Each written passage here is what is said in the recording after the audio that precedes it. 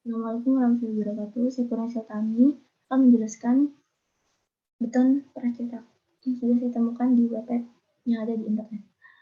Jadi,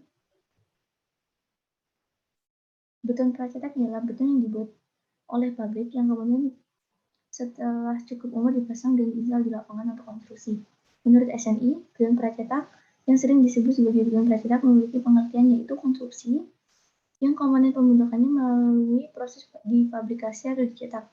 Proses ini bisa dilakukan baik di lahan produksi maupun di lapangan langsung yang kemudian membentuk sebuah konstruksi bangunan.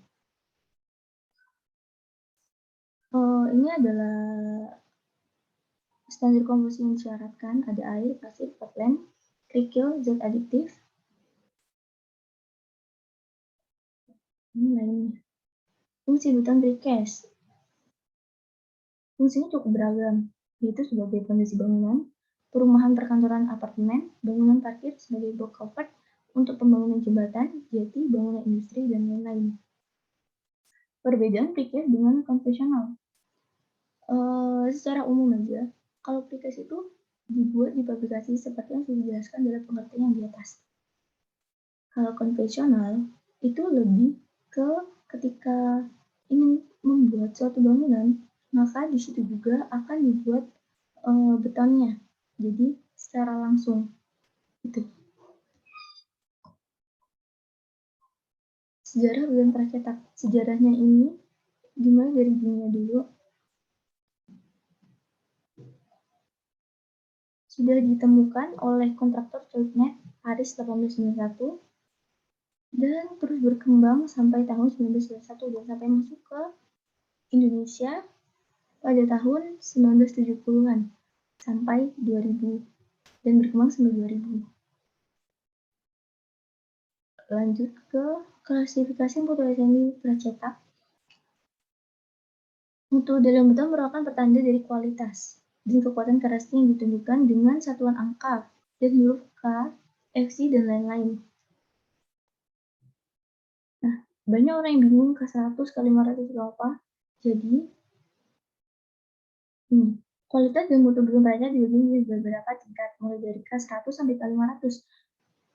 Angka 100 itu menunjukkan beratnya, kilogramnya, maka dari beton K100 yaitu mempunyai minimum kekuatan 100 kg.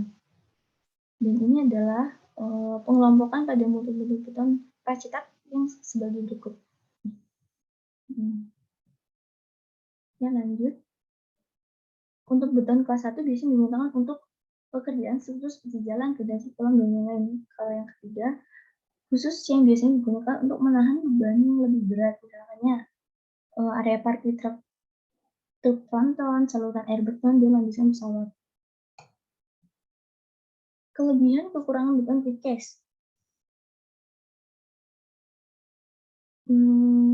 Dapat kita simpulkan ya, beberapa keunggulannya,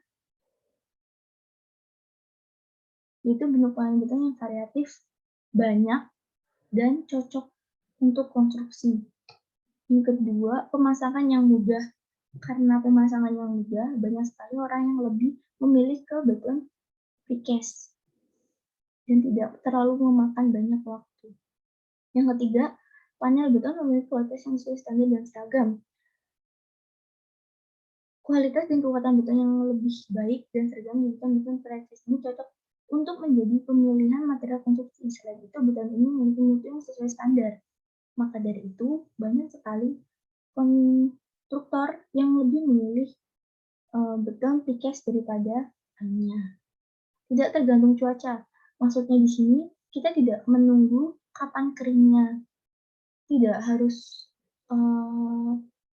walaupun ada hujan, cuaca tidak mendukung, kalau udah ada beton precast ini lebih baik daripada yang lain. Yang kelima, lebih hemat waktu dan biaya. Tidak perlu menunggu kematangan beton setelah proses pendistribusian panel dari pabrik ke lokasi. Jadi, pembuatannya tidak langsung di lokasi tersebut. Kita tinggal beli ke pabriknya terus selesai. Dan kita rancang di tempat konstruksinya langsung, jadi nggak usah buat yang lain-lain. Yang keenam, mampu mengurangi polusi. Yang ketujuh, dapat diberikan bahan tambahan, misalnya kayak warna sesuai dengan perusahaannya ingin warna apa, itu bisa bisa di-setel dengan baik. Dan ini adalah kekurangan beton tercetak, yaitu tidak menjangkau semua tempat. Contohnya, misalkan Anda mempunyai perusahaan yang ada di wilayah pedesaan dan pedesaan itu tidak memiliki eh, jalur transportasi yang cukup bagus, sehingga truk tronton yang membawa precast beton beton yang sudah dibuat itu tidak bisa masuk ke sana, makanya akan menjadi lebih sulit.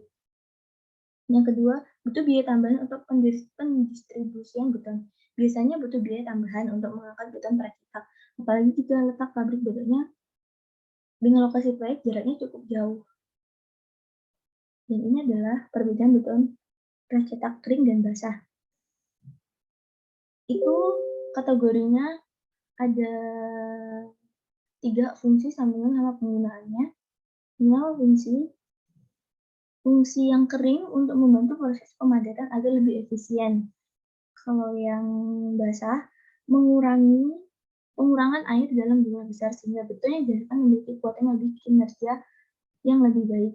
Yang kedua, sambungan dilakukan dengan penggunaan komponen seperti plat besi yang kemudian dihubungkan menggunakan baut dan las.